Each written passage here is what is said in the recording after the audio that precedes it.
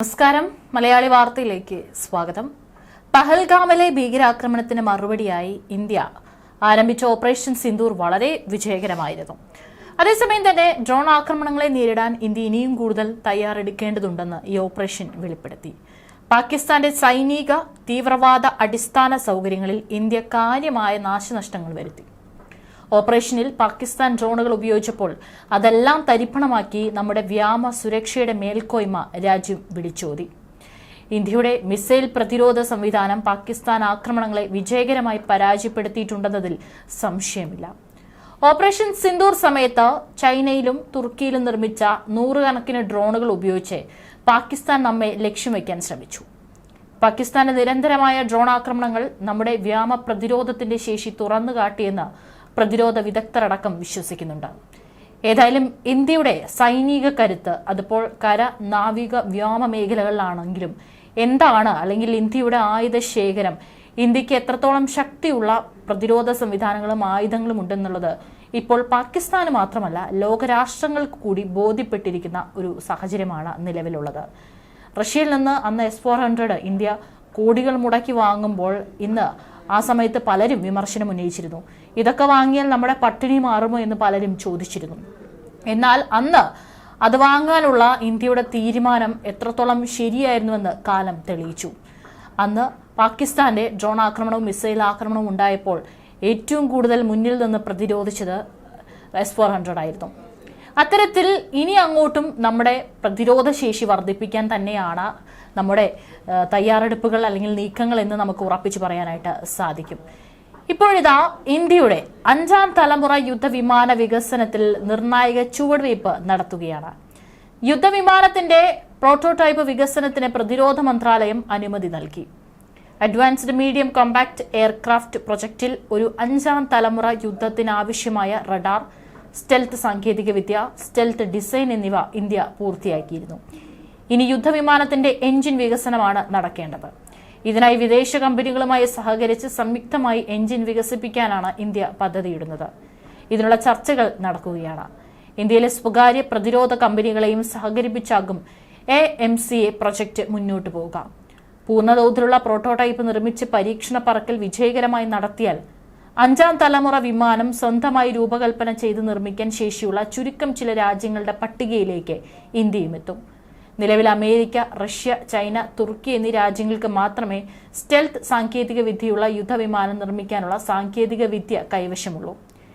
AMCA പ്രൊജക്ടിലൂടെ ഈ സ്ഥാനത്തെ 5ാമത്തെ രാജ്യമായി ഇന്ത്യ. എയറോനോട്ടിക്കൽ ഡെവലപ്മെന്റ് ഏജൻസിക്കാണ് പദ്ധതിയുടെ നേതൃത്വ ചുമതല. സ്വകാര്യ പ്രതിരോധ കമ്പനികളെ കോർത്തിണക്കി AMCA പദ്ധതി നടപ്പിലാക്കും.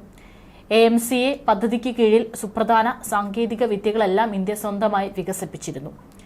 ഇരട്ട എഞ്ചിൻ മൾട്ടി റോൾ യുദ്ധവിമാനമാണ് AMCA വിഭാവനം ചെയ്തിരിക്കുന്നത്. ആയുധങ്ങൾ വഹിക്കാനുള്ള ഇന്റേണൽ വെപ്പൺ ബേ, അത്യാധുനിക ഏവിയോണിക്സ്, കരുത്തുറ്റ പ്രകടനം എന്നീ സവിശേഷതകൾ AMCAയ്ക്ക് ഉണ്ടാകും.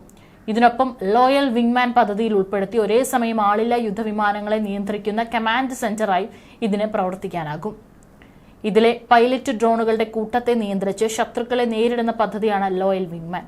ഇതിനായി കാറ്റ്സ് വാരിയർ എന്നൊരു ഡ്രോൺ DRDOയും ADAയും ചേർന്ന് വികസിപ്പിക്കുന്നുണ്ട്. AMCAയ്ക്ക് ഇന്ത്യ അത്യാധുനിക ഇലക്ട്രോണിക് വാർഫെയർ സ്യൂട്ടാണ് വികസിപ്പിച്ചത്. നിലവിലെ വേഗതയിൽ പോയാൽ 2035 ആദ്യത്തെ AMCA വ്യോമസേനയ്ക്ക് കൈമാറാനാകുമെന്നാണ് പ്രതീക്ഷിക്കുന്നത്. 2024 AMCA പദ്ധതിക്ക് സുരക്ഷാ കാര്യങ്ങൾക്കുള്ള മന്ത്രിസഭാ സമിതി അനുമതി നൽകിയത്. 10 വർഷത്തിനുള്ളിൽ ആദ്യത്തെ യുദ്ധവിമാനം കൈമാറാൻ കഴിയുമെന്ന് DRDO ചെയർമാൻ സമീർ കാമത്ത് പറഞ്ഞിരുന്നു. അഡ്വാൻസ്ഡ് മീഡിയം കോമ്പാക്ട് എയർക്രാഫ്റ്റ് വികസനത്തിലാണ് ഇന്ത്യ ശ്രദ്ധ കേന്ദ്രീകരിച്ചിരിക്കുന്നത്. ഇതിന്റെ 7 സ്ക്വാഡ്രോണുകൾ സേനയിൽ ഉൾപ്പെടുത്താനാണ് ഇന്ത്യയുടെ പദ്ധതി. ഇന്ത്യക്ക് തങ്ങളുടെ അത്യാധുനിക 5ാം തലമുറ യുദ്ധവിമാനമായ Su-57 നൽകാമെന്ന് റഷ്യ നേരത്തെ വാഗ്ദാനം ചെയ്തിരുന്നു. ഇന്ത്യക്ക് യുദ്ധവിമാനം നൽകാമെന്ന് മാത്രമല്ല, ഇന്ത്യയിൽ തന്നെ സംയുക്തമായി നിർമ്മിക്കാനുള്ള നിക്ഷേപവും നടത്താമെന്നായിരുന്നു വാഗ്ദാനം. ഇന്ത്യയുടെ സ്വന്തം 5ാം തലമുറ യുദ്ധവിമാന വികസനത്തിന് സാങ്കേതിക സഹായങ്ങളും റഷ്യ വാഗ്ദാനം ചെയ്തിരുന്നു. വ്യോമസേനയ്ക്കായി വലിയ തോതിൽ യുദ്ധവിമാനങ്ങൾ ഇന്ത്യക്ക് ആവശ്യമായി വരുന്ന സമയത്താണ് ഈ ഓഫർ റഷ്യ മുന്നോട്ട് വെച്ചത്.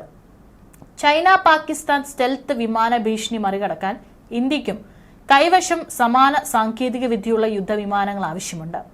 ഈ റിപ്പോർട്ടുകൾക്കിടെയാണ് യുദ്ധവിമാന നിർമ്മാണ രംഗത്ത് സ്വയം പര്യാപ്തതയിലേക്കുള്ള ഇന്ത്യയുടെ സുപ്രധാന നീക്കം.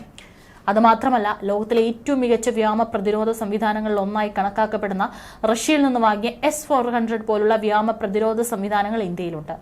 കൂടാതെ ഓപ്പറേഷൻ സിന്ദൂരിൽ മികച്ച പ്രകടനം കാഴ്ചവെച്ച ആകാശ് വ്യോമ പ്രതിരോധ സംവിധാനവും മറ്റ് സംരക്ഷണ നടപടികളും ഇന്ത്യയിലുണ്ട്. ഈ വ്യോമ പ്രതിരോധ സംവിധാനങ്ങളെല്ലാം പ്രധാനമായും മിസൈലുകൾ, യുദ്ധവിമാനങ്ങൾ, റോക്കറ്റുകൾ എന്നിവയിൽ നിന്നുള്ള ആക്രമണങ്ങളെ പ്രതിരോധിക്കുന്നതിനാണ് രൂപകൽപ്പന ചെയ്തിരിക്കുന്നതെന്നും അത്തരം ആക്രമണങ്ങൾ തടയുന്നതിൽ അവ ഫലപ്രദമാണെന്നും പ്രതിരോധ വിദഗ്ധർ കരുതുന്നു. എന്നാൽ ഇനി വരാനിരിക്കുന്നത് ഡ്രോൺ യുദ്ധകാലമായതിനാൽ തന്നെ ഡ്രോണുകൾ മാത്രമല്ല, അവ പ്രതിരോധിക്കുന്നതിനുള്ള രാജ്യത്തിന്റെ ശേഷിയും ദിനം പ്രതി നാം വർദ്ധിപ്പിക്കേണ്ടതും അനിവാര്യമാണ്. താഴ്ന്ന ഉയരത്തിലുള്ള ഡ്രോൺ ആക്രമണങ്ങളിൽ നിന്ന് പ്രതിരോധിക്കാൻ മറ്റെന്തെങ്കിലും കൂടി ആവശ്യമുണ്ട്. അതുകൊണ്ട് തന്നെയാണ് ഇന്ത്യക്കൊരു C-RAM, അതായത് കൗണ്ടർ റോക്കറ്റ് ആർട്ടിലറി മോർട്ടാർ സംവിധാനം ആവശ്യമാണെന്ന് വിദഗ്ധർ പറയുന്നത്. ഡ്രോണുകൾ പോലുള്ള വ്യോമ ഭീഷണികളെ നേരിടാൻ ഈ സംവിധാനം വളരെ സഹായകരമാണെന്ന് വിദഗ്ധർ അഭിപ്രായപ്പെടുന്നു. അതിർത്തിയിലെ സൈനിക താവളങ്ങളുടെ സുരക്ഷ കൂടുതൽ വർദ്ധിപ്പിക്കാൻ ഇത്തരം സംവിധാനങ്ങൾ സഹായിക്കും. അമേരിക്കയുടെ ഫലാങ്സ് അല്ലെങ്കിൽ ഇസ്രായേലി അയൺ ഡോം എന്നിവയ്ക്ക് സമാനമായി റോക്കറ്റുകൾ, പീരങ്കി ഷെല്ലുകൾ, മോർട്ടാറുകൾ, ഡ്രോണുകൾ തുടങ്ങിയ താഴ്ന്ന ഉയരത്തിലുള്ള ഭീഷണികളെ നശിപ്പിക്കുന്നതിനാണ് C-RAM സംവിധാനങ്ങൾ രൂപകൽപ്പന ചെയ്തിരിക്കുന്നത്. വരുന്ന റോക്കറ്റുകൾ, പീരങ്കികൾ, മോർട്ടാറുകൾ എന്നിവ ലക്ഷ്യത്തിലെത്തുന്നതിന് മുൻപ് കണ്ടെത്തുന്നതിനും നശിപ്പിക്കുന്നതിനും അല്ലെങ്കിൽ നേരത്തെ മുന്നറിയിപ്പ് നൽകുന്നതിനും ഉപയോഗിക്കുന്ന ഒരു കൂട്ടം സംവിധാനങ്ങളാണ് കൗണ്ടർ റോക്കറ്റ് ആർട്ടിലറി മോർട്ടാർ. ചുരുക്കത്തിൽ C-RAM അല്ലെങ്കിൽ counter RAM. 20 mm land based phalanx weapon system C-RAM എന്നും അറിയപ്പെടുന്നു. അമേരിക്കൻ നാവികസേനയുടെ ഫാലങ്സ് ക്ലോസ് ഇൻ വെപ്പൺ സിസ്റ്റത്തിന്റെ ഒരു കര അധിഷ്ഠിത വകഭേദമാണ് മിസൈലുകളിൽ നിന്ന് കപ്പലുകളുടെ സംരക്ഷണത്തിനായി റഡാർ നിയന്ത്രിത റാപ്പിഡ് ഫയർ ഗൺ. വെടിവെക്കുന്നതിന് മുമ്പ് വരുന്ന തീയെ ദൃശ്യപരമായി തിരിച്ചറിയാൻ ഓപ്പറേറ്റർമാരെ അനുവദിക്കുന്നതിന് ഫോർവേഡ് ലുക്കിംഗ് ഇൻഫ്രാറെഡ് ക്യാമറ ഉപയോഗിക്കുന്നു. എന്നാൽ നാവിക ഫാലങ്സ് സിസ്റ്റങ്ങൾ ടങ്സ്റ്റൺ ആർമർ പിയേഴ്സിംഗ് റൗണ്ടുകൾ എന്നിവ വെടിവെക്കുമ്പോൾ C-RAM 20 mm HEITSD വെടിയുണ്ടകൾ ഉപയോഗിക്കുന്നു. ഇത് യഥാർത്ഥത്തിൽ M163 വാൾക്കൺ എയർ ഡിഫൻസ് സിസ്റ്റത്തിനായി വികസിപ്പിച്ചെടുത്തതാണ്. അതുവഴി ലക്ഷ്യത്തിലെത്താൻ കഴിയാത്ത റൗണ്ടുകളിൽ നിന്നുള്ള കൊളാറ്റൽ നാശനഷ്ടങ്ങളുടെ സാധ്യത വളരെയധികം കുറയ്ക്കുന്നുണ്ട്. ഇതിൽ നിന്നൊക്കെ തന്നെ മനസ്സിലാകുന്ന ഒരു കാര്യമാണ്, വളരെ അത്യാധുനികമായിട്ടുള്ള പ്രതിരോധ സംവിധാനങ്ങളാണ് ഇന്ത്യ നിർമ്മിക്കാനായിട്ട് ഒരുങ്ങുന്നത്, അല്ലെങ്കിൽ ഇന്ത്യയുടെ അണിയറയിൽ ഒരുങ്ങിക്കൊണ്ടിരിക്കുന്നത്.